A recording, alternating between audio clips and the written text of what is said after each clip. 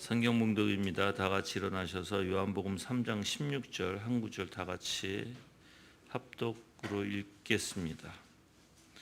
요한복음 3장 16절입니다. 읽겠습니다.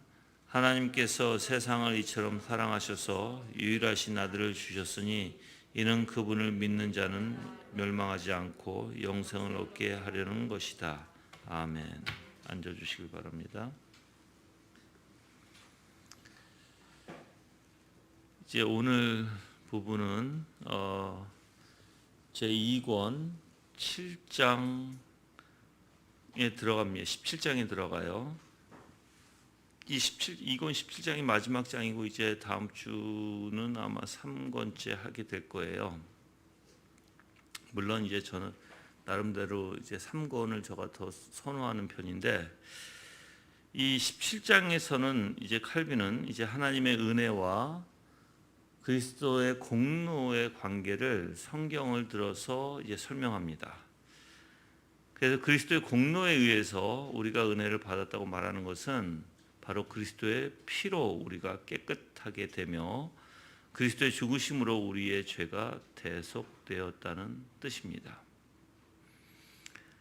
그래서 하나님의 이 독생자이신 예수 그리스도께서 어떠한 새로운 것을 얻으려고 내려온 것이 아니죠. 절대로. 태초부터 하나님의 택하신 자들을 위해서 사실 어떻게 보면 성부 하나님의 계획을 이루시기 위해서 이 땅에 오셨고 또한 이 땅에서 공로를 세우신 것입니다. 그래서 이 공로를 세우신 것이 바로 하나님의 은혜라고도 표현합니다. 여러분들이 지금 다시 한번 얘기하지만 여러분들이 오늘 설교를 올바로 들으려면 하나님의 은혜라는 단어와 그리스도의 공로라는 단어를 사실 서로 떨어뜨릴 수 없는 같이 연결되어 있는 그리고 같이 사용하는 그래서 하나님의 은혜 그러면 그리스도의 공로라고도 하고요. 뿐만 아니라 그래서 칼빈은 이렇게 얘기를 해요. 이것은 동시에 하나님의 은혜이다라고 얘기해요. 그래서 칼빈은 기독교 강론 17장 1절에서 이렇게 얘기합니다. 하나님의 기쁘신 뜻을 떠나서 그리스도께서는 아무것도 공로를 이룰 수 없었다.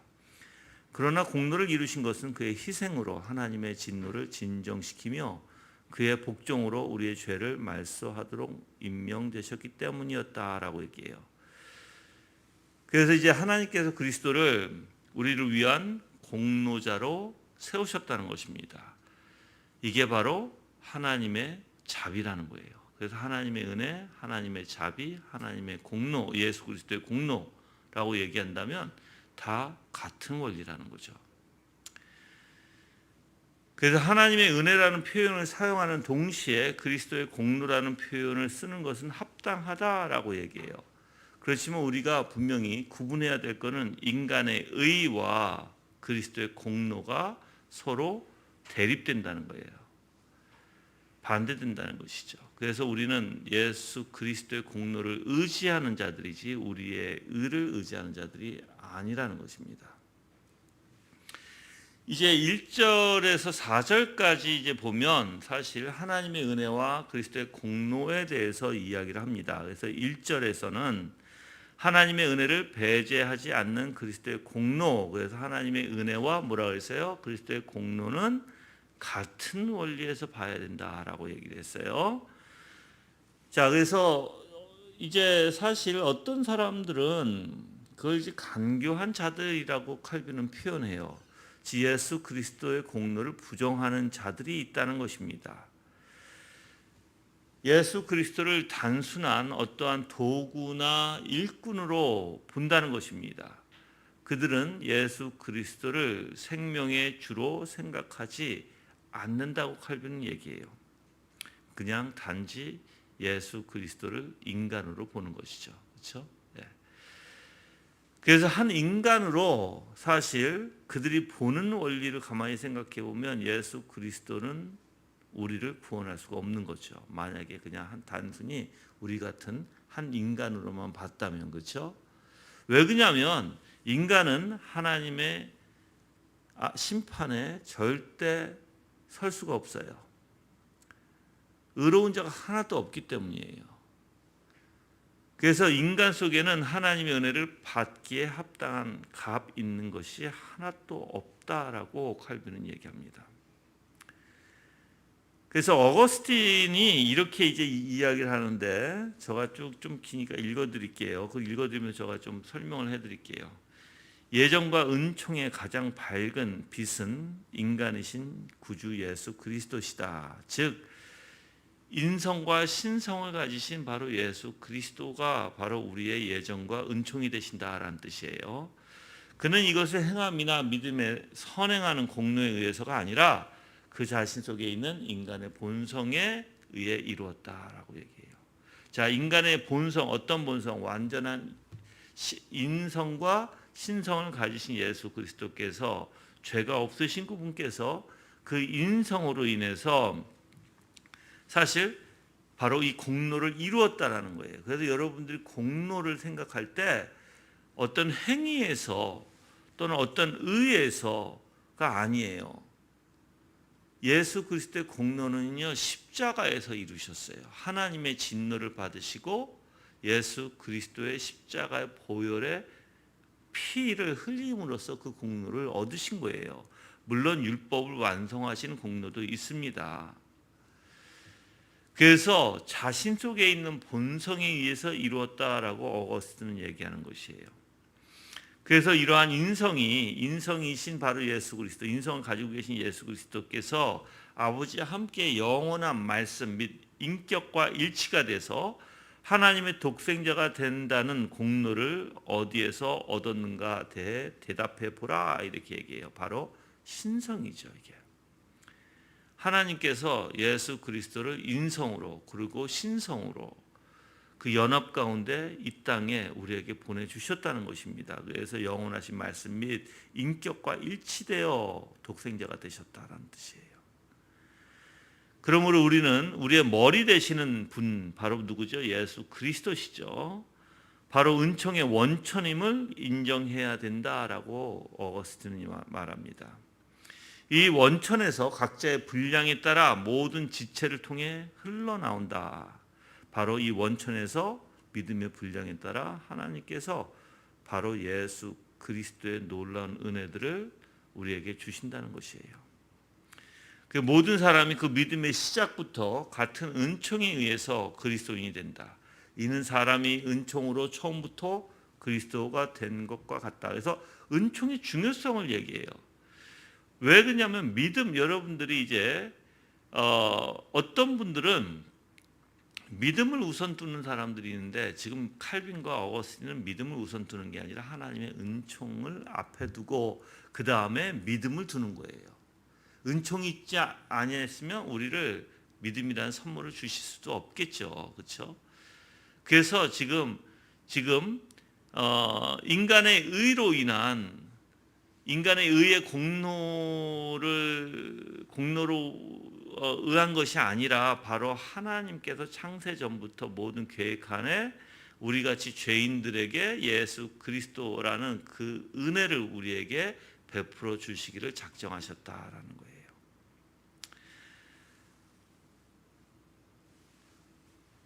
그래서 그리스도의 공로를 논함에 있어서 이제 우리는 공로의 시작이 이제 하나님의 계획, 하나님의 결정까지 우리는 올라가서 생각해야 할 것입니다. 그래서 그리스도의 공로를 생각하면 누굴 생각하라? 바로 아버지이신 하나님의 계획하심, 그분의 작정, 그분의 결정이 무엇인지를 생각해 봐야 된다라는 것이에요. 그래서 하나님은 우리를 위한 구원을 얻을 수 있도록 그의 기쁘신 뜻 가운데서 예수 그리스도를 중보자로 세우셨어요. 이게 하나님의 계획이에요. 구원을 얻을 수 있도록 하나님의 기쁘신 뜻 가운데서 바로 아들 되시는 예수 그리스도를 중보자로 세우셨다라는 것이에요. 그래서 이제 그리스도의 공로를 하나님의 긍휼과 대립시키는 것은 무지한 짓이다 그래요. 여러분들 하나님의 긍휼은 모여 있어요. 하나님의 은총에 있어요. 아까 은혜에 있다고 했어요. 긍휼함이 있어요. 그래서 예수 그리스도의 공로가 앞서기 전에 하나님 아버지의 이미 계획하신 그리고 결정하신 바로 하나님의 긍휼이 있다는 것입니다. 그러기에 예수 그리스도의 공로가 있다라는 것이에요. 근데 만약에 이것을 반대해서 예수 그리스도의 하나님의 긍휼을 무시해 버린다면 예수 그리스도의 공로를 우리가 말할 수 없겠죠. 그렇죠?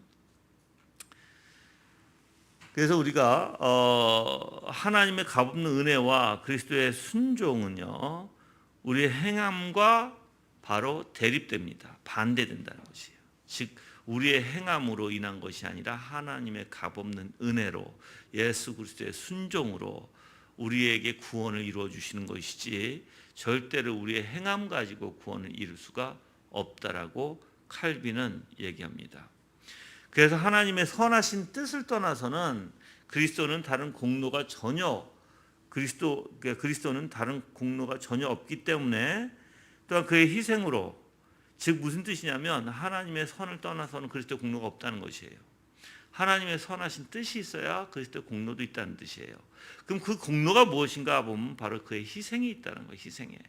그래서 그의 희생은 뭐예요? 하나님의 진노를 진정시키셨다 이렇게 얘기해요. 예수 그리스도의 희생은 하나님의 진노를 진정시키셨다. 예수 그리스도의 순종으로 우리의 범죄를 도말하기로 정해져 있기 때문이다라고 칼빈은 표현합니다. 그래서 우리가 예수 그리스도의 희생, 예수 그리스도의 순종이 뭐예요? 바로 그분의 공로라는 것이에요. 근데 저는 여러분들 한번 이렇게 생각해 보셨어요? 저는 이 내용을 좀 묵상하면서 이렇게 한번 생각해 봤어요. 여러분들이 과연 하나님, 그러니까 예수 그리스도에 대해서 얼마나 진지하게 생각을 하고 있을까 한번 생각. 우리는 쉽게 이렇게 얘기하잖아요. 어떤 얘기를 하냐면 우리는 예수 그리스도께서 우리의 죄를 위해서 십자가에 달려 죽으시고 이렇게 표현하잖아요. 하나님의 진노를 대신 받으시고 이렇게 얘기하잖아요. 근데 저는 좀 이렇게 생각해 봤어요. 이렇게 생각해 보니까 저한테는 조금 다르게 생각이 되어지고 다르게 나한테 접근이 되어져서 얘기하는 거예요. 여러분들 하나님의 진노 무섭죠. 근데 그 하나님의 진노가 한 사람에게 내려지는 것이 아니라 아담의 때부터 인류 전체 앞으로 올 시대의 모든 사람들에게까지도 영원히 이거는 멈추지 않는 진노예요. 그러한 진노를 가지고 계신다는 거예요.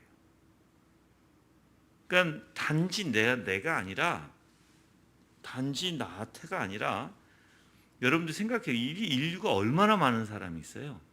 아담 때서부터 예수 그리스도께서 오시기 전까지 모든 인류의 사람들, 그들에게 하나님의 진노가 각각 한 사람에게 어마어마한 진노, 어떤 진노?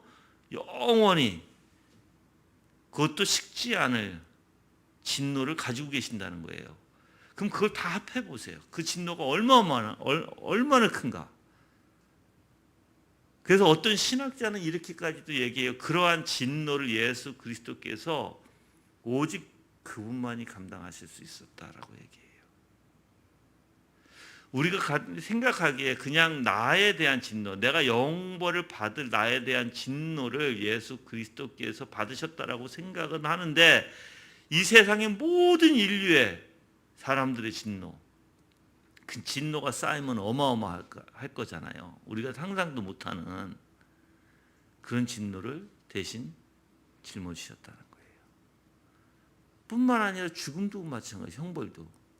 한 사람의 죽음이 아니라 인류 전체가 죽어야 할 그 죽음, 그렇지만 하나님께서 친히 선택하신 백성들을 위해서 죽으신 거예요. 그 백성들이 얼마나 많은 백성들이 있을까요, 여러분들? 그런 죽음을 만약에 쌓아놓는다면, 그러한 형벌을, 하나님에게 불순종했던 그런 형벌을, 그 수많은 사람들의 형벌을 예수 그리스도에게, 이거는 상상도 못할 것 같아요. 제가 그게 어떠했는지 우리는 다 알지도 못할 것 같아요. 어마어마한. 그래서 그분이, 예수 그리스도가 십자가에 달려 죽으신 일과 하나님의 진노를 감당하신 일은 나의 것만 아니라 하나님의 선택하신 모든 백성들의 것, 그들의 모든 진노, 그들의 죽음까지 다 짊어지셨다는 거예요.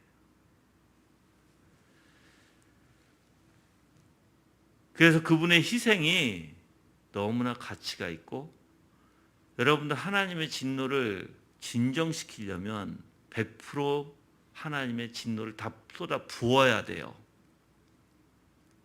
100% 다 쏟아 부어야 돼요. 근데 그걸 누가 감당하냐고요, 그거를. 그래서 그리스도의 공로는요, 하나님의 은총에만 의존하게 되어 있습니다.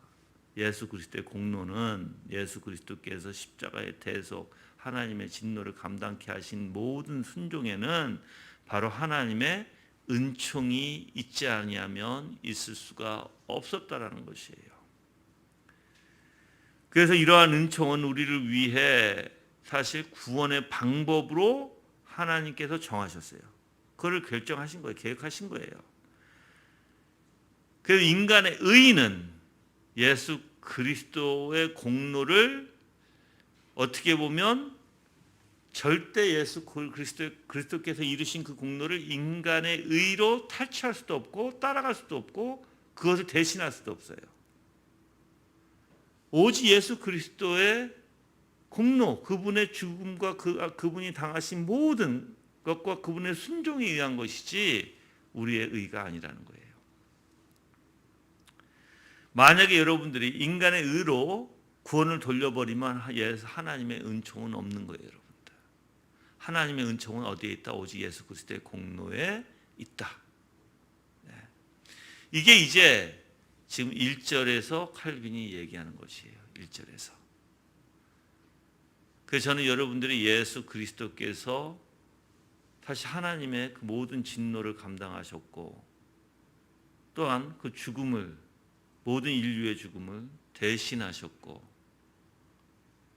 그렇게 대신할 수 있는 분은 오직 인성과 신성을 가지신 예수 그리스도 외에는 없다. 그래서 그분만이 우리의 중보자시고 그분만이 우리의 생명 되시는 분이시다라는 거죠. 또한 2절에 보면 이제 2절에 보면 성경은 하나님의 은총과 그리스도의 공로를 연결시킨다, 이렇게 내용이 그 내용이에요. 성경은 하나님의 은총과 그리스도의 공적을 연결시킨다. 공로를 연결시킨다. 그래서 오늘 본문 말씀, 즉 요한복음 3장 16절, 하나님이 세상을 이처럼 사랑하사 독생자를 주셨으니 이는 저를 믿는 자마다 멸망치 않고 영생을 얻게 하려 하심이라라는 것이죠. 그래서 하나님의 사랑이 최고의 원인이 되시는 거예요, 여러분들. 하나님의 사랑. 아까도 얘기했죠. 하나님의 은총이 있어야 예수 그리스도의 공로가 있다고 그랬어요. 똑같아요. 하나님의 사랑이 있어야 예수 그리스도의 공로가 있게 돼요. 그리고 나서 두 번째가 그리스도를 믿는 믿음에 있다는 것이에요. 두 번째가. 믿음이 없이는 우리는 의롭다 여기면 받을 수 없어요. 그렇죠? 그렇지만 우선은 하나님의 사랑이 있다라는 거예요. 그게 최고의 원인이다. 그리스도를 믿는 믿음으로 우리는 의를 얻죠. 그래서 구원의 문제는 당연히 누구에게 구해야 될까요? 바로 예수 그리스도에게 구해야 돼요. 그래서 요한복음 4장 10절에 한번 가볼까요? 요한복음 4장 10절 말씀.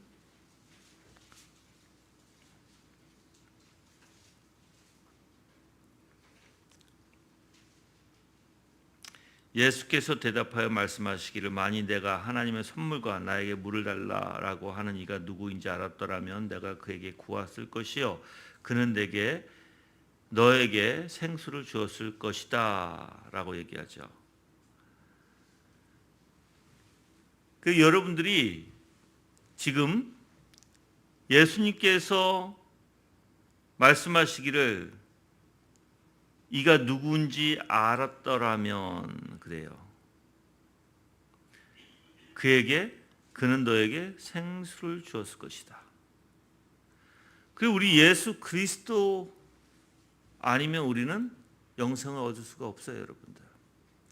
이 사마리아 여인도 바로 메시아를 기다렸고 오실 메시아죠.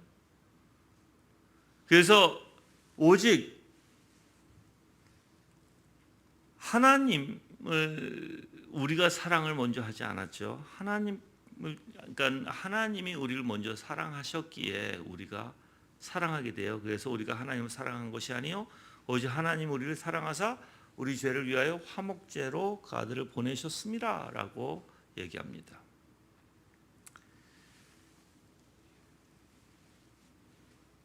그래서 하나님은 우리를 자신과 화해시키는 수단으로 누구를 임명하셨다? 바로 아들이신 예수 그리스도를 임명하셨다라는 것이에요. 이거를 누가 방해할 수도 없다는 것입니다.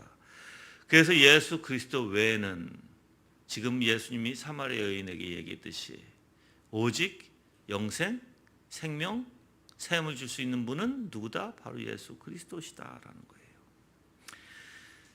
여러분들 하나님의 진노, 즉 그 진노, 노염을 푼다라는 말을 사용하는데 그 진노를 가라앉힐 수 있는 것은 매우 중요한 것이에요. 하나님의 진노를 가라앉히지 않으면 화해라는 것이 없어요, 여러분들. 그래서 하나님은 우리를 사랑하시고 동시에 뭐 하세요? 진노하세요. 그거 꼭 아셔야 돼요. 우리를 사랑하시지만 사랑하세요. 그렇지만 진노하세요. 진노는 뭐 때문에? 죄 때문에. 하나님은 사랑은 왜? 속성 때문에. 이게 두 개가 같이 있는 거예요. 같이 이렇게. 근데 보세요. 예수 그리스도가 중보자가 되지 않으면 우리는 이 사랑을 받을 수가 없는 것이고 진노만 받게 돼요. 이 사랑을 받을 수 있는 유일한 길이 바로 예수 그리스도라는 거예요, 여러분들. 그래서 그리스도 안에서 우리를 화해시키는 거예요. 다시 한번 얘기할게요. 하나님은 진노도 일으키시고 사랑도 가지고 계세요. 그렇지만 우리가 이 진노에 속하지 않고 이 사랑에 속하려면 어떻게 해야 된다? 화해를 해야 된다. 하나님과. 그러면 이 화해를 시킬 수 있는 유일한 분이 누구다? 바로 예수 그리스도시다라는 거예요. 우리의 죄를 대신해서 이미 그 값을 치르신 분. 그렇죠? 그 요한일서 2장 2절에 보시면 요한일서 2장 2절에 보시면 그분은 우리 죄를 위한 속죄 제물이시니 우리 죄뿐 아니라 온 세상의 죄를 위한 것이다 라고 얘기하죠. 우리 죄를 위한 뭐다? 바로 속죄 제물이시니라고 얘기해요. 뿐만 아니라 골로새서 1장 가볼게요. 골로새서 1장 19절에서 20절, 19절과 20절. 골로새서 1장. 이것은 아버지께서 모든 충만이 아들 안에 있게 하시기를 기뻐하시고 그분의 십자가의 피로 화평을 이루시어 만물 곧 땅에 있는 것들이나 하늘에 있는 것들이 그분으로 말미암아 자신과 화목하게 되기를 기뻐하셨기 때문이다라고 얘기해요. 그 예수 그리스도가 아니면 하나님과 우리는 화목하게 될 수가 없다는 것이에요. 그게 하나님의 뜻이었고 하나님은 기꺼이 예수 그리스도를 통해서 우리와 화목을 기뻐하신다는 것입니다. 고린도후서 5장 19절 볼게요. 또한 고린도후서 5장 19절 말씀. 곧 하나님께서 그리스도 안에서 세상을 자신과 화목하게 하시고 그들의 죄를 그들에게 돌리지 않으시며 또한 화목의 말씀을 우리에게 맡기셨다라고 얘기하죠. 즉 하나님께서는 그리스도 안에 계셔서 이 세상을 자기와 화목하게 하신다. 그걸 기뻐하시는 분이시다. 그래서 그 죄를 우리에게 돌리지 아니하신다. 그래서 화목을 얻은 사람은 절대 하나님이 그 죄를 그들에게 돌리지 않는다는 것이죠. 뿐만 아니라 에베소서 1장 6절 가볼까요? 또 에베소서 1장 6절 말씀에 보면 이는 그분의 사랑하신 아들 안에서 우리에게 거저 주시는 그분의 은혜의 영광을 찬미하게 하려는 것이다. 이렇게 얘기해요. 여러분들 그의 사랑하시는 자 안에서 우리에게 거저 주시는 그분의 은혜라고 표현하죠. 또한 2장 가볼게요. 에베소서 2장 15절과 16절. 여러 규정으로 된 계명의 율법을 폐하신 분이시니 이는 그분께서 자기 자신 안에서 그 둘로 한 새 사람을 창조하여 화평을 이루게 하시고 또 십자가로 말미암아 그 둘을 한 몸으로 만들어 하나님과 화목하게 하려는 것이다. 원수된 것을 십자가로 소멸하시고라고 얘기했어요. 여러분들 여기서 분명히 그분께서 자신 안에서 그 둘로 한 새 사람을 창조하여 화평을 이루시게 하셨고라고 얘기하죠. 그러니까 하나님 예수 그리스도께서 이 땅에 오신 이유는 뭐예요? 마땅히 화평을 위해 이 땅에 오신 것이에요. 누구의 화평? 우리와 하나님과의 화평이요. 또한 에베소 1장 4절과 5절 읽어볼게요. 4절 5절 1장 에베소서 그분께서 창세 전에 우리로 사랑으로 그분 앞에 거룩하고 흠이 없게 하시려고 우리를 그리스도 안에서 택하셨으며 그분의 기뻐하시는 뜻을 따라 우리를 예정하시어 예수 그리스도를 말미암아 그분의 아들로 받아들이셨으니라고 얘기합니다. 그래서 우리는 예수 그리스도 안에서 택함을 입은 자들이에요, 여러분들. 그래서 그 안에서 우리는 동시에 은혜를 얻게 되는 것이에요. 예수 그리스도 안에서 택함 받은 자들은 동시에 그리스도 안에서 분명히 그 은혜를 얻게 된다는 것입니다. 이것을 하나님께서는 창세 전부터 사랑하는 자들에게 예수 그리스도의 은혜를 주시기를 기뻐하셨다라는 것이죠. 그래서 그리스도의 피로써 우리가 하나님과의 화해됐을 때 비로소 우리는 그 사랑이 무엇인지 깨닫게 돼요. 우리가 화목이 없다면 예수 그리스도의 흘리신 피로 인해서 화목이 없다면 하나님의 사랑 또한 우리가 알 수도 없을 것입니다. 근데 이 모든 것이 바로 하나님의 의에서 나오는 것이에요. 하나님의 의. 그래서 하나님 의로우시기 때문에 그렇다는 거예요. 하나님 의로우시기 때문에. 인간은 만약에 죄로 남아 있게 되면 어떻게 되죠? 하나님과 원수가 되는 것이고 심판을 받을 수밖에 없는 존재가 되는 것이에요. 그냥 죄인으로 남게 되면. 그래서 고린도후서 5장 21절에는 이렇게 얘기해요. 제가 읽어드릴게요. 하나님이 죄를 알지도 못하신 자로 우리를 대신하여 죄를 삼으신 것은 우리로 하여금 저희 안에서 하나님의 의가 되게 하려 하심이라라고 얘기해요. 그래서 하나님의 의, 아까도 얘기했죠. 하나님은 모든 의의 원천이십니다. 그래서 이 모든 원리가 뭐예요? 바로 의라는 거예요. 의에서 모든 것이 시작된다라는 거예요. 바로 사랑의 시작도 하나님의 의에서 시작이 된다라고 칼빈은 얘기해요. 하나님의 사랑도. 그래서 하나님의 의가 되지 않으면 아무것도 관계도 이룰 수가 없죠. 하나님의 의가 하나님과의 그 하나님의 의가 되지 않으면 우리는 하나님과 관계가 아무것도 성립이 될 수가 없다는 것이.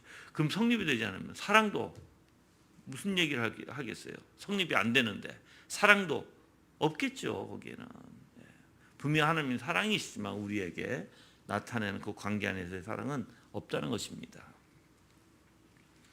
하나님 사랑이 없다라는 또 잘못된 것으로 해석하지 마시고, 하나님 항상 사랑이 없어질 수가 없고 의가 없어질 수가 없고 거룩이 없어질 수가 없어요.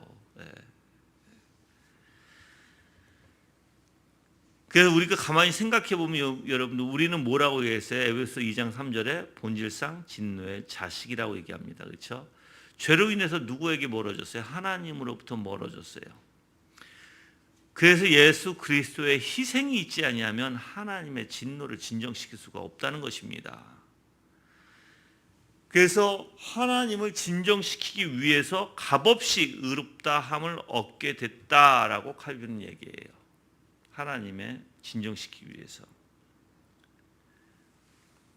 그래서 하나님의 은혜와 그러니까 그리스도의 은혜와 하나님의 사랑이 연결됐을 때 언제나 바로 이러한 원리는 나타난다는 거예요. 바로 그리스도의 희생과 하나님을 진정시키는 원리는 그리스도의 은혜 그리고 하나님의 사랑이 연결됐을 때 나타난다. 그래서 이것을 보면 그리스도는 자신이 획득한 것을 일부를 우리에게 주신 말이 된다는 것이에요. 예수 그리스도께서 획득하셨어요. 예수 그리스도에서 그의 공로라고 얘기하죠. 우리가 예수 그리스도께서 율법을 완성하시고 완전히 이루시고, 또한 예수 그리스도께서 십자가의 그 모든 하나님의 진노를 받으시고 짊어지시고 십자가의 죽음을 완전히 이루셨잖아요.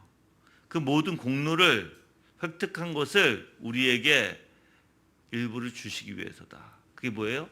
바로 우리를 의롭다 여겨주심으로 아버지와 화목하게 하시는 거예요.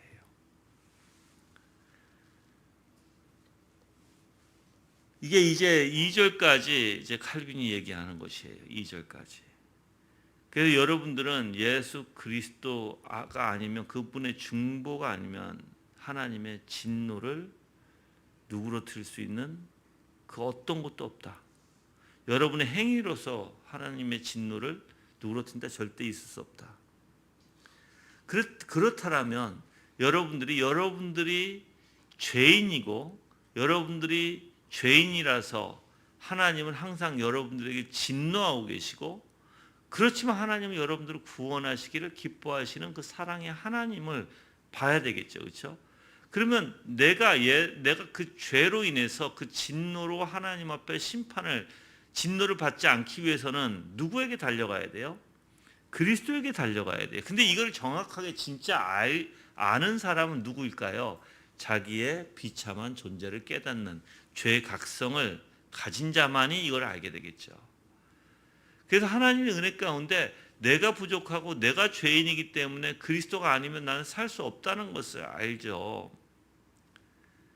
그 그리스도에게 달려가는 사람은요, 정말 그분으로 가득 차게 수밖에 없어요. 여러분들, 그분만이 나의 죄를 감당하실 수 있고 나의 죄를 해결해 주심으로써 하나님과 화목하게 하실 수 있는 분이시라는 것을 알기 때문에, 그래서 내 마음에 사실 어떻게 보면 부단히 예수 그리스도를 알려고 몸부림칠 거예요. 그래서 각성이 일어나지 않으면 문제라는 것입니다. 죄의 각성이. 저는 여러분들 죄의 각성에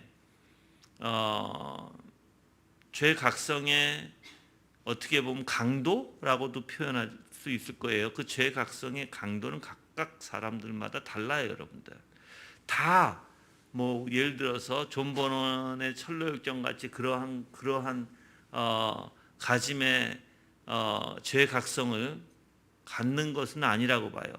사람마다 다 달라요. 여러분들 어떤 일은 굉장히 약하게 오지만 충분히 그가 하나님 앞에 달려갈 수 있는 충분함을 가지고 있을 것이고, 어떤 사람은 정말 마음이 심히 괴롭고 너무나 힘든 과정에서 주 예수 그리스도에게 달려갈 수도 있어요. 여러분들. 그렇지만 여러분들이 내가 왜 예수 그리스도가 아니면 하나님과 관계가 있을 수 없다라는 것은 아셔야 되겠죠. 근데 제가 볼 때는 이게 실질적인 신앙이 되기 위해서는, 삶과 신앙이 되기 위해서는 첫 번째 내 비참함을 알아야 되고, 두 번째 예수 그리스도의 공로가, 십자가의 대속의 중요성을 알아야 되고, 바로 이 화목이, 하나님과의 화목이 얼마나 귀한지를 알아야 되고, 화목을 통해서 나한테 얻어지는 귀한 은혜가 무엇인지도 알아야 돼요, 여러분들. 그 선물들이. 물론 우리가 이것을 다 실질적으로 알려면 정말 하나님께서 한 단계 한 단계씩 여러분들을 인도하실 때 깨닫게 될 거예요. 그렇지 않으면 아무리 얘기해도 여러분들이 이거 몰라요. 아무리 얘기해도 그냥 이론적으로만 여러분들이 예수 그리스도가 나의 중보자 되시고 죄가 있으니 하나님 진노하시니까 내가 하나님과 나와의 화목을 위해서는 예수 그리스도밖에 없구나라고는 논리적으로 여러분들이 알 거예요. 그렇지만 이게 실질적으로 경험으로 다가오는 것은 완전 달라요, 여러분들. 그래서 저는 여러분들이 정말 여러분의 비참함을 깨닫기를 바라요, 사실. 비참함을 깨달아서 주 예수 그리스도가 아니면 하나님과의 그 화해가 있을 수 없다는 거. 그래서 그분이 이 땅에 오셔야 하는 이유, 그래서 그분이 십자가에서 죽으심으로써, 또한 하나님의 진노를 다 감당하심으로써, 그분이 모든 율법을 완성하심으로써 왜 나 같은 존재에게 의가 되게 하셨는가? 그렇지 않으면 나는 율법으로 죽을 수밖에 없는 존재예요. 하나님의 진노 가운데 있을 수밖에 없는 존재예요. 우리가 아무리 바둥바둥 될지라도 우리는 올바른 일을 못해요, 여러분들. 하나님이 원하는 선한 일을 할 수가 없어요, 우리는, 여러분들. 절대로. 그래서 믿음이라는 것은 여러분의 행위에 있는 것이 아니에요. 믿음이라는 것은 예수 그리스도를 바라보고 그분을 믿고 그분의 언약을 내가 정말 확신하는 것입니다. 그 언약을 확신한다는 것은 하나님을 확신한다는 뜻과도 같고요, 그리스도를 확신한다는 뜻과도 같아요, 여러분들. 그래서 그분이 누구신지를 여러분이 확신치 아니하면 안 된다는 것이에요. 그러면 여러분들이 내가 얼마나 예수 그리스도를 확신하고 있는가, 그분의 하신 말씀들을 내가 확신하고 있고 그분이 어떤 분이신지를 내가 확실히 깨닫고 있는가를 한번 살펴보셨으면 좋겠어요. 왜? 구원은 거기에 있으니까. 자꾸만 내 행위에 있지 않고. 그래서 구원에 대해서 이야기하면 꼭 뭐냐, 사람들이 뭐라고 해요? 이거 백날 얘기해도 똑같아요. 백날 얘기해도 나는 아직 준비가 안 됐어. 아니, 누가 준비하라고 했나? 누가 준비해서 구원받아요? 그거 아니잖아요. 준비해서 구원받는 거 아니에요, 여러분들. 그렇죠? 근데 이야기 해보면 항상 그 얘기예요, 그 얘기. 그렇죠? 나도 희한하게 생각해요. 나도 왜 그렇게 그 생각에 빠져서 거기서 못 나오는지를 나는 이해가 안 가요. 아무리 얘기를 해도. 진짜예요, 여러분들. 아마 지금도 또 물어보면 그럴 거예요. 아유, 나는 안 돼요. 나는 안 돼요. 왜 안 돼? 행위가, 본인이 아직까지 준비가 안 되고 행위가 안 되고 마음이 준비가 안 돼서. 그러니까 내가 얘기하잖아요. 누가 준비하라고 했냐고. 하나님이 준비시키는 것도 하나님이 해주시는 것이지, 성령께서. 여러분이 뭘 가지고 준비하시려고. 어떻게? 안 돼요, 여러분들. 그렇죠? 그러니까 우리가 아직까지 그러한 율법주의에 빠져서, 아직까지 내 사고가 내 행위에 근거한 데에서 빠져서 바로 하나님을 올바로 알지도 못하고, 또 아니면 막연하게 막 믿는 사람들 있잖아요. 무조건 믿습니다. 구원받는다는 걸 무조건 믿습니다 하면서 자기의 정말 예수 그리스도를 확신하지도 않고, 그러니까 예수 그리스도를 확신한다는 것은 예수 그리스도께 십자가에 달려 내 죄를 위해서 죽으셨잖아요. 그걸 확신합니다. 그건 신념에 대한 확신의 원리죠. 신념으로 인한 확신. 믿음으로 인한 확신이 아니라. 그 믿음은 주님은 닮게 만들어요. 내가 얘기하지만 다르게 얘기할 필요 없을 것 같아요. 믿음은 주님을 닮게 만든다. 믿음은.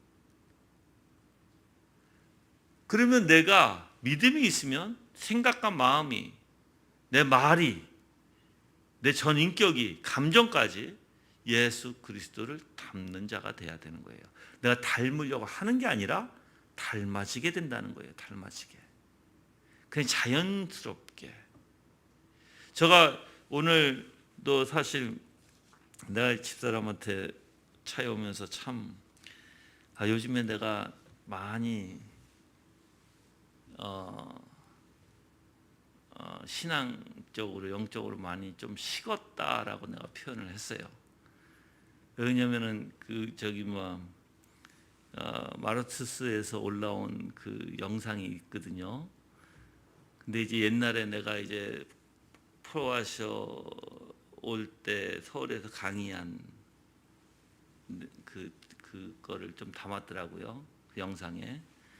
그리고 뭐 마크 존스 왔을 때, 프랑크 목사님 왔을 때 이렇게 쭉 얘기를 하는데 내가 생각을 해봤어요. 그때와 지금 나. 여러분들 그때는 정말 저가 열정이 찼죠. 정말 열정이 너무너무. 근데 코로나는 그래서 내가 왜 그런가를 생각해봤어요. 왜 그런가 도대체. 내 마음이 이렇게 많이 왜 이렇게 다운되고 식어졌나. 바로 가르침에 있는 것 같아요.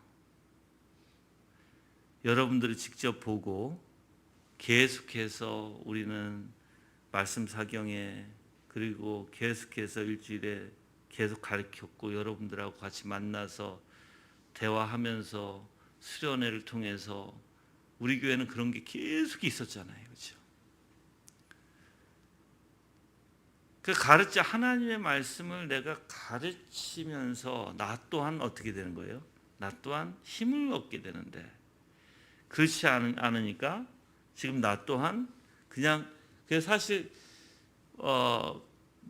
카카오톡이나 인터넷으로 가르치는 것은 굉장히 힘들어요, 여러분들. 목사가 사실 나를 보고 하잖아, 나를 보고. 그게 굉장히 힘들어요, 여러분들. 그래서 나는 하루속히 빨리 이 팬데믹이 빨리 없어지고 정말 같이 모여서 정말 성경 공부를 마음대로 했으면 좋겠어요. 하나님의 말씀 공부를 마음대로 해서 여러분에게도 그러한 열정을 심어주고 더욱더 주님을 향한 마음이 정말 그 사랑으로 넘칠 수 있도록. 그래서 제가 지금 준비를 한다 했어요. 내가 그 위해서 그리스도의 영광과 그리스도의 연합을 내가 한번 쭉 지금부터 준비해 놓고 바로 우리가 모일 수 있는 날에 내가 그거를 강의를 해야 되겠다. 네. 여러분들 정말 주님이 아니고서는 우리는 주님의 말씀으로 주님의 은혜로 주님으로 먹고 살아가는 사람들이지 그 무엇도 아닌 것 같아요, 여러분들. 나의 힘은 바로 주님에게 있는 것이지 주님의 말씀에 있고 그 어떤 것도 아니라는 걸 저는 확실히 압니다. 이 세상에서 무엇을 한들 내가 재밌겠어요? 힘이 나겠어요? 용기가 있겠어요? 아니에요. 오직 주님의 말씀에 있고 주님을 사랑하는 데 있고 주님을 만족하는 데 있고 오직 주님밖에 없다는 것을 정말 깨닫습니다. 자, 3절에서는 성경의 증거에 나타난 그리스도의 공로에 대해서 말합니다. 성경에서 증거하는 성경의 증거에 나타난 그리스도의 공로. 그리스도께서는 순종하심으로써 우리를 위하여 아버지의 은혜를 얻었고 공로를 얻었다라고 표현해요. 그리스도께서는 순종하심으로써 순종이 있지 않냐했으면 안 됐겠죠, 당연히. 그렇죠. 그 순종은 그리스도의 순종은 어떤 것이다? 그리스도의 순종은 우리를 위하여 아버지의 은혜를 얻었고 공로를 얻었다라고 얘기해요. 우리를 위하여. 이것이 많은 성경 구절이 확실히 증명해 준다고 얘기합니다. 그래서 칼빈은 이렇게 얘기해요. 만약 그리스도께서 우리 죄를 위하여 배상하였다면 또 우리가 마땅히 받아야 할 벌을 받았다면, 그리고 그가 순종함으로써 하나님을 진정시켰다면, 요컨대 만약 의인이 불의한 사람을 위하여 고난을 받았다면, 그러면 그는 그의 의로 우리에게 구원을 얻어준 것이며, 그것은 바로 그가 공적으로 이룩했다는 것과 같은 말이며, 이것은 상식적인 이야기라고 나는 생각한다라고 칼빈은 얘기해요. 즉 우리의 죄를 배상하고 우리가 받아야 마땅한 벌을 대신 받고 예수 그리스도께 순종함으로써 하나님의 진노를 진정시켰다면, 그래서 그 의인이 불의한 사람을 위해서 고난을 대신 받았다면, 바로 예수 그리스도의 의로 우리에게 구원을 얻어준 것이라면, 그것은 당연히 그분의 공적으로 이루었다라는 것이죠. 그분의 공적으로 이루었다. 그 바울은 로마서 5장 가볼까요? 로마서 5장 10절에서 11절입니다.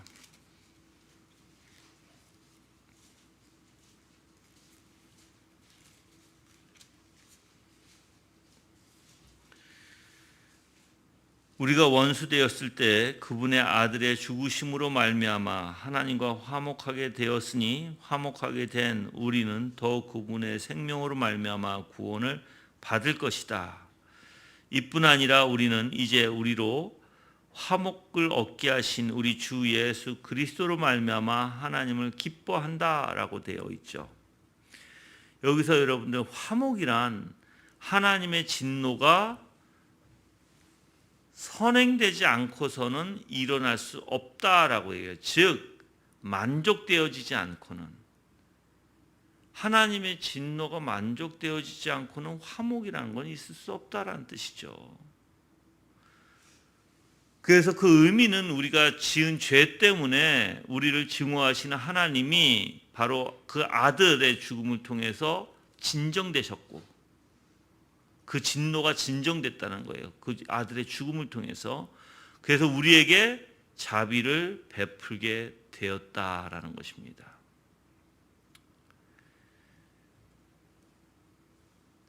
그리고 또한 로마서 이제 5장 19절 가볼까요?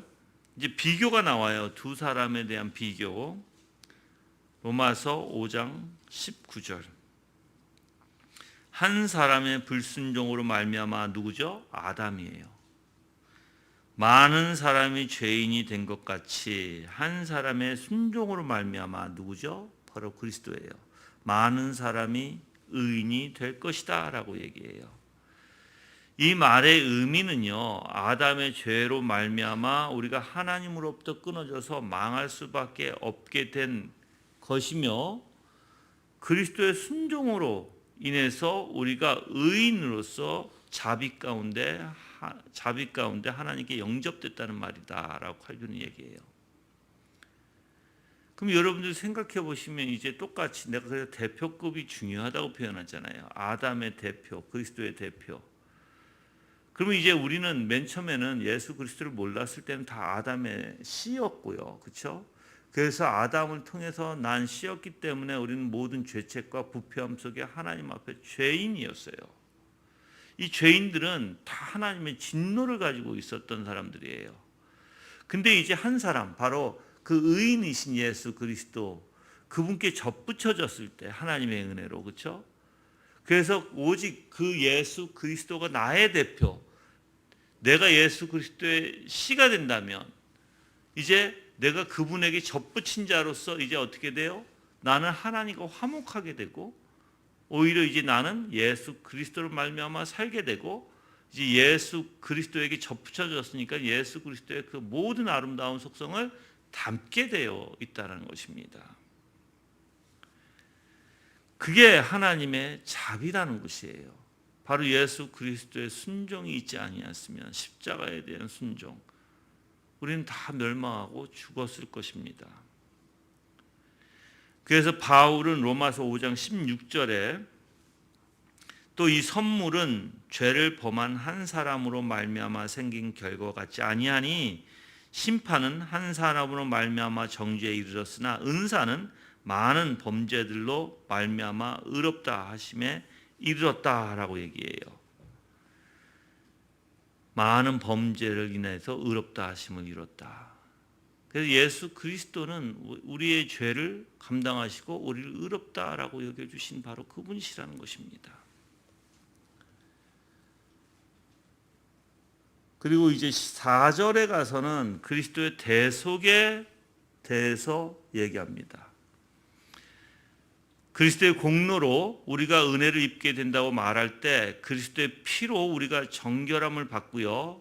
그리스도의 죽으심으로 우리의 죄가 대속되었다라는 의미다라고 칼빈이 얘기해요. 자, 다시 그리스도의 공로로 우리가 은혜를 입게 된다고 말할 때 그때 말할 때 뭐가 있어요? 그리스도의 피로 우리를 정결했고요. 그의 죽으심으로 우리의 죄가 대속됐다. 이 두 가지예요. 그의 피, 그의 죽으심. 피로는 우리를 정결케 하셨고 죽음은 우리를 대속하셨다. 그 요한일서 1장 7절에 그 피가 우리를 모든 죄에서 깨끗게 하실 것이요 라고 얘기하죠. 요한일서 1장 7절에. 그리고 마태복음 26장에 가볼까요? 이거는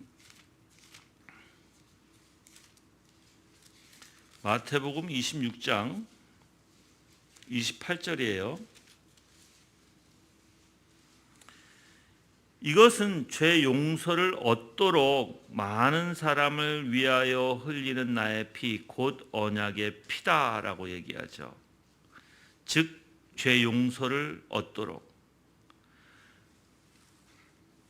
그래서 그리스도의 피 흘림으로 우리의 죄가 우리에게 전가되지 않는 효과가 있다면, 이제 죄가 끊어졌다면, 더 이상 전가되지 않는다면 그것은 하나님의 심판이 예수 그리스도의 피값으로 만족되었다는 말이죠. 그렇죠? 예수 그리스도께서 흘리신 그 피값으로 하나님이 이제 더 이상 나한테 죄를 전가시키지 않고 끊어졌다는 거예요. 이제 만족됐다 그러면. 그럼 그 전까지는 뭐였어요? 계속해서 우리는 예수 그리스도가 아니었으면 하나님의 진노로 심판으로 우린 죽을 수밖에 없는 영벌을 받을 수밖에 없는 존재였지만 이제 그 저주가 끊어지고 그 죄의 모든 전가가 끊어져서 이제 예수 그리스도의 그 십자가에 흘리신 보혈로 인해서 피값으로 인해서 나와 하나님과의 화해가 됐다라는 원리죠. 그래서 예수 그리스도의 피값으로 만족함이 없었다라면 그런 일도 없었을 것이에요. 그렇죠? 그래서 세례 요한은 보라 세상 죄를 지고 가는 하나님의 어린 양이로다라고 요한복음 1장 29절에는 말하고 있습니다. 세상 죄를 지고 가는 하나님의 어린 양. 그래서 그리스도는 사실 율법상의 모든 희생에 완성을 이루셨어요. 하나님께서 바로 그리스도를 율법의 모든 희생양으로 치르셨다는 것이에요. 그리고 구약에 상징적으로 보여준 것들이 다 누구 안에서 성취됐어요? 그리스도 안에서 성취된 것입니다. 그래서 구약의 상징들은 그리스도의 죽음의 힘과 효력을 잘 가르쳐 주고 있습니다. 히브리서에서 9장 22절에 한번 가볼까요? 히브리서 9장 22절.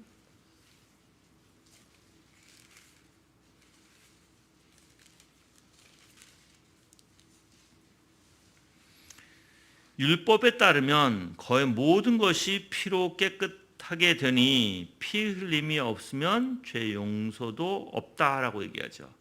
그 마지막 피 한 방울까지 율법을 완성하신 예수 그리스도세요.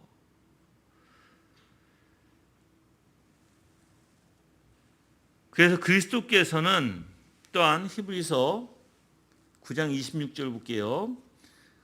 그렇지 않다면 그분이 세상의 창조 이래로 자주 고난을 받으셔야 할 것이나 이제 그분은 자신을 희생 제물로 드림으로써 죄를 없애시려고 세상 끝에 단번에 나타나셨다 그렇죠. 즉 죄를 희생 제물로 드림으로써 죄를 없애시려고. 28절에도 읽어볼게요.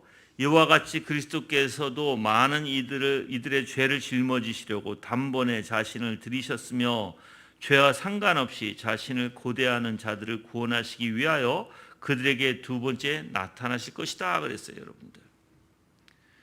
그 예수님께서는 우리를 얼마나 구원하시기를 간절하셨는지 좀 볼 수 있어요. 그렇죠? 그리고 9장 12절 똑같이 히브리서 9장 12절에서도 그분은 염소와 송아지의 피가 아니라 자신의 피로 단번에 성소에 들어가셔서 영원한 속죄를 이루셨다. 또한 13절에서 14절 읽어보면 만일 염소와 수소의 피와 암송아지의 죄를 부정한 자에게 뿌려 그 육체를 정결케 하여 그들을 거룩하게 한다면 하물며 영원하신 성령을 통하여 흠없는 자신을 하나님께 드리신 그리스도의 피는 더욱더 우리의 양심을 죽은 행실로부터 깨끗하게 하여 살아계신 하나님을 섬기게 하지 않겠느냐라고 얘기합니다. 그래서 예수 그리스도의 희생이 하나님의 진노를 가라앉힐 수 있는, 그래서 보상과 진정과 속죄케 하는 힘을 가졌다라고 칼빈은 말해요. 여러분들, 예수 그리스도의 이러한 은혜는요, 분명하게 우리의 양심을 죽은 행실로부터 깨끗하게 하여 살아계신 하나님을 섬기게 하지 않겠느냐 하죠. 그런 능력이 있는 보혈이라는 거예요. 힘이 없는 보혈이 아니라, 그냥 말로만 하는 보혈이 아니라.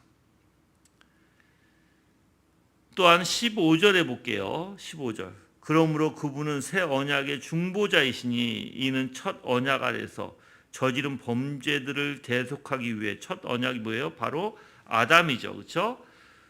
대속하기 위해 죽으심으로써 부르심을 받은 자들로 영원한 유업의 약속을 받게 하시려는 것이다 그랬어요. 하나님의 부르심 받은 자들로, 하나님의 선택함 받은 자들로서 영원한 유업의 약속을 받게 하시려는 것이다.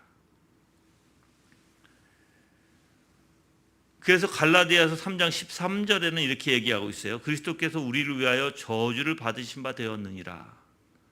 무엇 때문에? 살리시기 위해서. 이렇게 우리에게 부르심 받은 자들로 영원한 유업의 약속을 받게 하시려고 예수 그리스도는 우리를 위해서 저주 받은 바 되었다라는 것입니다. 예수님께서는 우리의 죄값을 치르심으로써 사실 우리에게 그 그러니까는 의를 전가시켜 주셨잖아요. 만약에 그것이 아니었으면, 그렇게 예수님께서 십자가의 대속과 하나님의 진노를 감당하시고 예수 그리스도의 의를 우리에게 전가시켜 주시 아니하였다면 바로 예수 그리스도의 모든 하신 일은 다 무익할 수밖에 없을 거예요. 우리 또한 어떠한 구원도 받지 못할 것입니다. 그런데 이사야서 53장 5절에 그가 징계를 받음으로 우리가 화평을 누리고 그가 채찍에 맞음으로 우리가 나음을 입었도다라고 얘기하죠. 그래서 예수님의 희생 제사, 그래서 죄값을 치르지 아니하셨다라면 우리에게 그대로 그 형벌은 그대로 진행될 것입니다. 그래서 여러분들이 정말 예수님의 십자가의 대속, 그 하나님의 진노를 감당하신 것은 하나님의 진노를 가라앉히신, 그러니까 그 희생 제사로 인해서 하나님의 진노를 가라앉히시고 하나님과 우리를 화목케 해 주시는 그 은혜가 있다라는 것이에요. 그래서 베드로도 예수 그리스도께서 그는 친히 나무에 달려 우리의 죄를 담당하셨다라고 얘기해요. 예수님이 짐을 지심으로써, 죄의 짐을 지심으로써 우리는 자유롭게 됐고, 그렇죠? 우리 대신 짐을 지신 분이 바로 예수 그리스도십니다. 그래서 저는 여러분들이 사실 뭐 이런 표현은 다 똑같은 표현일 거예요. 그리스도께서 저주를 대신 받으셨다. 뭐 대신 정죄의 짐을 지셨다. 대신 십자가에서 우리의 죄를 감당하셨다. 이런 표현들이 다 바로 우리가 치러야 할 그런 고난, 고통, 죽음을, 하나님의 저주를 대신 받으시고 오히려 우리에게 예수 그리스도를 의로 옷을 입혀주심으로써 하나님과 화목하게 시켜주시는.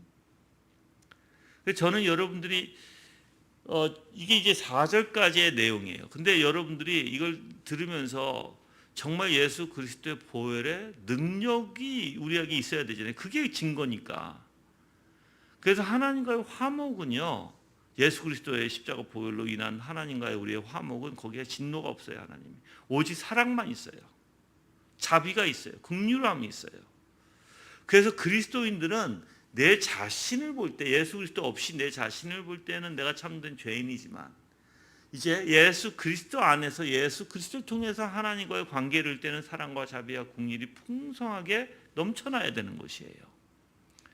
그래서 여러분들이 어떻게 보면 물론 항상 나는 여러분들이 항상 죄인이요 하는 걸 원치 않아요. 그런데 죄가 있을 때는 돌아보는 건 좋아요. 죄가 있을 때는 나의 부족함을 깨닫는 건 좋아요. 죄가 있을 때 내가 무지하고 내가 이렇게 하나님의 은혜가 있지 않고는 나는 죄에 빠져서 살아갈 수밖에 없는 인간이라는 걸 아는 건 좋아요. 그렇지만 거기서 멈추는 것이 아니라 그리스도의 사랑과 그리스도의 자비와 긍휼을 바라보시고 그분 예수 그리스도께서 나 같은 존재일지라도 십자가에서 대속을 이루시고 그 저주를 나 대신에 모든 것을 감당하시고 하나님과의 나의 화목을 이루어 주셨다는, 그래서 예수 그리스도 때문에 하나님의 진노가 누그러지고 하나님과 화해 가운데, 그래서 하나님의 사랑과 자비와 긍휼을 내가 깨달을 수 있다라는 것을 생각하셔야죠. 그거 있지 않으면 안 돼요. 그래서 양쪽에 어떻게 보면 균형을 이루어야 되고, 그래서 여러분들이 너무나 죄에 빠져 있는 것은 저는 원치 않습니다. 또 죄도 모르고 마냥 사랑 자비 은혜라고 하는 것도 저는 싫어요. 그건 균형에 맞지 않는 거잖아요. 근데 많은 사람들이 당연히 사랑을 원해요, 여러분들. 하나님의 진노와 죄와 형벌과 비참함과 이러한 단어들보다, 이러한 설명보다는 하나님의 자비와 사랑과 긍휼과 온유하심과 그런 아름다운 그러한 말이나 아름다운 이야기를 좋아합니다. 근데 여러분들, 그 하나님의 사랑이 있기 위해서는 뭐가 있어요? 예수 그리스도의 피 흘림이 있지 아니하면 사랑이 없어요. 그래서 그걸 같이 생각해야 된다는 거예요. 균형 있게. 그 예수 그리스도가 아니면 나는 형편없는 자다. 나는 정말 죽을 수밖에 없는 존재다. 그분의 사랑, 그분이 나한테 주시는 정말 열정과 사랑과 은혜와 긍휼한 마음과 이런 것들이 여러분 안에서 정말 그리스도로 넘쳐나기를 바랍니다. 그래야 돼요, 여러분들. 아멘. 그래야만 여러분들이 그 은혜 가운데 정말 그 하나님을 더욱더 깊이 묵상하고 살아갈 수 있어요. 저 오늘은 여기까지 할게요. 여기까지 하고 다음 주는 그리스도께서 공로를 얻으신 이후 5절과 6절마저 여러분들에게 설명해 드리겠습니다. 오늘 말씀을 통해서 여러분들이 바로 예수 그리스도께서 그 희생을 마다하지 아니하신 은혜, 무엇 때문에? 바로 아버지의 계획하심에 있고, 바로 아버지께서 그 모든 계획을, 그래서 그 사랑을 우리한테 전해주시는 방법이 뭐다? 예수 그리스도의 십자가의 대속이다. 죽음이다. 그게 아버지의 사랑을 우리에게 나타내 주심이에요, 여러분들. 그러니까 그 사랑이 있지 아니했으면 모두 없었어요. 그리스도 중보도 없었어요. 아버지가 계획하에 아들이 그걸 기꺼이 감사함으로 그 받으신 거잖아요. 그러니까 여러분이 예수 그리스도의 십자가를 생각할 때 아버지의 사랑과 자비와 긍휼, 그분이 얼마만큼 그 사랑을 우리한테 베풀어 주시기를 원하는지 여러분이 생각하시는 그러한 저녁이 되길 바랍니다. 다 같이 합심으로 기도하겠습니다.